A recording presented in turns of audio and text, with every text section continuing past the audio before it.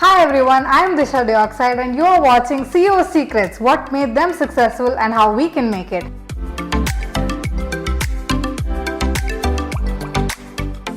Today I am here with Supriya Salian, who is the MD of PLANSEE India. Today we will be talking about her journey and her experiences.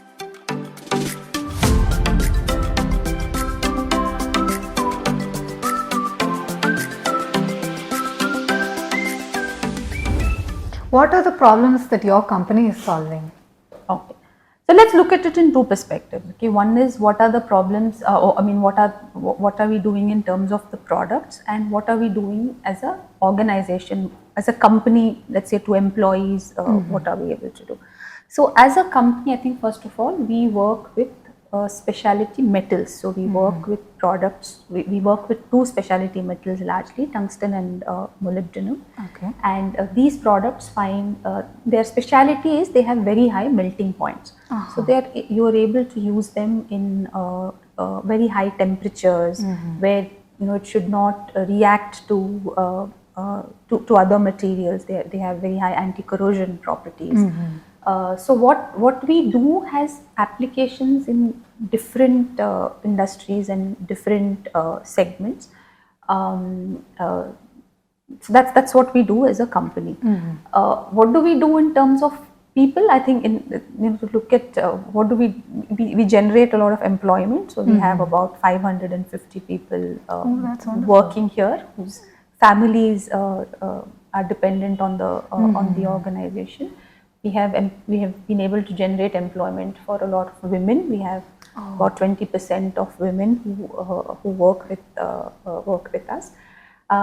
Beyond anything and everything, I think as a company, what we're able to do is within the walls of this organization, we are able to generate a community of people who are able to trust each other largely, who are able to take care of each other, who are able to be there for each other in times of each other's celebration or in terms of each other's need or difficult times. I think this is something that I feel really very happy about. So. That is absolutely wonderful, ma'am. What are the real life products where your products or services are being used now? Okay.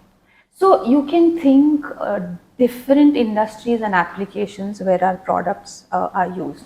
So the first typical application that comes to anybody's mind when you think of tungsten is a tungsten wire that used to be used in lamps. So I don't know if you have ever seen a light bulb, but that was one of the first applications of tungsten wires. It used to glow the lamp.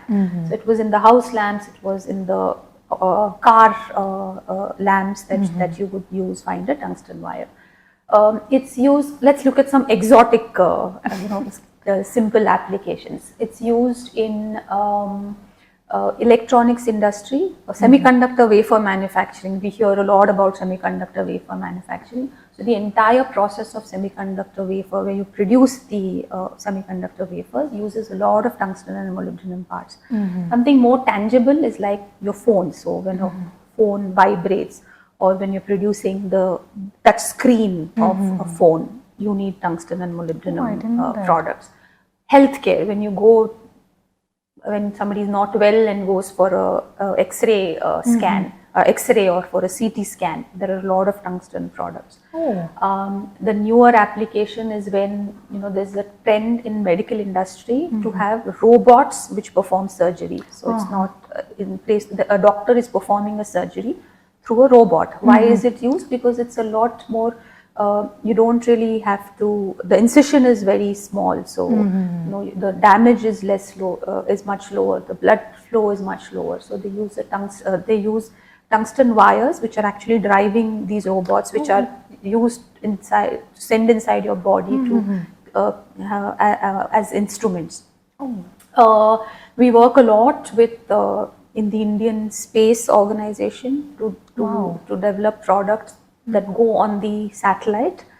So we work with ISRO, where we have developed some products that go on the satellite antenna.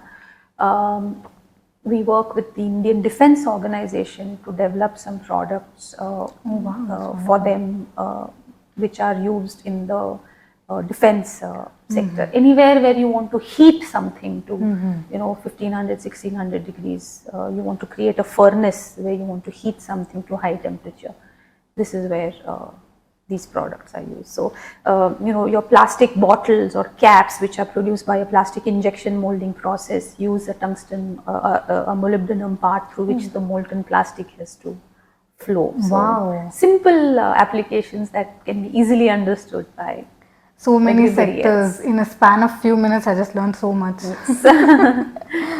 According to you, ma'am, what is the future trend of your industry? So, see, these metals are very exotic and they have special properties. So, to a large extent, we do see that the need for these materials will continue. We see newer applications which come, let's say, like I was telling you about the medical industry, or because of the stress on renewable energy. There are some of our products which are used in manufacturing of renewable energy, like say solar panels. So there we see a need growing. But having said that, I think the trends in general which we see affecting, or are just the general trends which are affecting everybody else. So we are having to think a lot about, so our industry is very energy intensive. So we are having to think on how we can become more conscious, definitely more sustainable in terms of the energy use that we do. How can we use cleaner sources of energy? Today on our site also more than 60% of energy that we use is from solar sources. Wow, so that's how can we increase this? How can we do recycling of the metals that we use? In the end they are metals, so they are mined. How can we find ways of recycling metals? How do we, the work trend, how do we get the younger generation to be interested to work in something like manufacturing?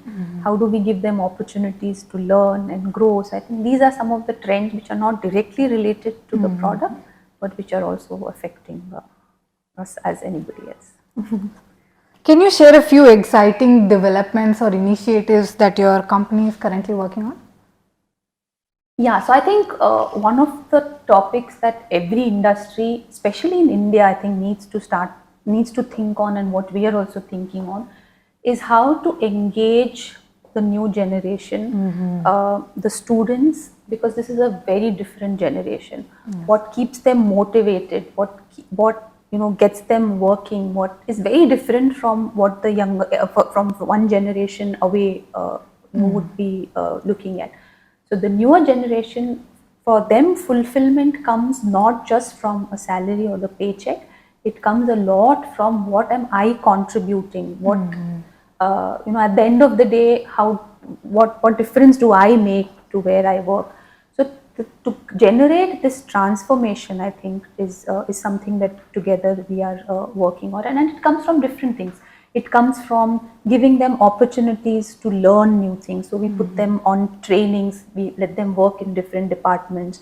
We are a global organization, so we try to create opportunities where we send them to different to our site in France, or to our site in Austria, to our site in Japan, so that there's some exchange and they can learn. We involve them in cross-country projects, so they get an exposure to different to intercultural topics, and understand how people on the other side of the world live, how they do differently. Beyond all this, as Indian companies, we all have to spend a part of our profits towards corporate social responsibility initiatives. For the first few years, we would pick this money and give it to some organization to spend. For the last 3 years, what we have done is we have adopted a small school in Vidyaranapuram. There are about 200 students who are studying in that school, and at one point the school was coming to a verge of closure because they did not have funds to run the school, and they have kids from 4 years to 16 all the way till 10th. 3 years back we decided that we will adopt this school from PLANSEE as an initiative, and now we run the school. So we take part in operational expenses also, and we take part in in their regular meetings and do. But apart from all this, we also allow all our employees who are interested to spend 2 hours in a month in the school to go and either teach or to spend time. I think this is another initiative, something that the newer generation might be interested in. Definitely is interested in, because that sense of being able to do something for somebody else, I think is really is a driving factor for them. We go there thinking that we are doing something, but at the end when you go there, you come back a lot more happy and fulfilled. That satisfaction. So, absolutely. So we love. I think a lot of our employees love to go there and spend time, and it's something really exciting. So we run a summer camp for 3 weeks where our employees, the kids of our employees, go and teach something every day to the kids for 3 weeks. Something different from the day-to-day work. That's wonderful, ma'am, and that's very nice of you to do, I want to say. What general skills do you look for in a potential employee? So we will have 2 types of employees. Let's say some where I know this is the job description and I'm looking for a specialist in accounts or a specialist in somebody who has experience. So here what I would be looking for are very technical skills or whatever accounting related skills, or if it's sales job, I know what the experience that we would be looking for. But we also recruit freshers. It could sometimes we recruit as trainees, where we put them into different departments. We take people. We take freshers to work as apprentices. And here, I think a lot of times what we notice is when freshers come, they come with 2-3 pages of resume, and a lot of that what goes into your resume is not. And we also know that when you come out fresh from a college, you're not expected to really know. So being honest and giving us a 1-page resume of really what you are, I think is something that we look at. Sometimes when we get long resumes from freshers, we simply don't even look at it, because a lot of it is. We look at, when we interview, we look at attitude, we look at honesty. If I don't know something, I'm fine if you say I don't know, but I'm willing to learn. That is more important than knowing. Absolutely. If I ask someone, do you have any questions, I would love to hear back something, because then I know that you're genuinely interested in working something. I remember recently I was interviewing a young woman. She did 1 or 2 years work experience, and when I asked her the same question, she said, what are your policies when you employ women? How safe is it? You at least know that I want to build a career. I want to know what you do as an organization to take care of these things. I always ask, what hobbies do you have? Do you do something beyond working? And and if you say yes, is it genuine? What drives you to do to learn something? Learn a sport, or if somebody says I've learned a sport, what have you learned from that sport? What has that sport taught you? So we don't really go to ask core engineering questions, and it doesn't matter to me if you've forgotten what you learned 3 years ago, how a motor runs, or very, very basic things. But we really look at attitude, why you want to do something. How will you prove that I'm sincere from your past experience, even as a college? Have you done something to improve yourself or to learn these skills, and how would you prove it? I think very basic things. We've reached the end of today's interview, and thank you so much, Supriya ma'am, for being with me today. And I would like to say that your thoughts were very wonderful, and I would love to implement them in my life. And thank you for giving us the time of the day today. My pleasure, Disha. I think I really enjoyed the chat with you. It brought back a lot of my memories of the past, and to run through my journey. So thank you very much for having me and giving me this opportunity. I'm honored, ma'am. I'm honored. Thank you. Thank you for watching.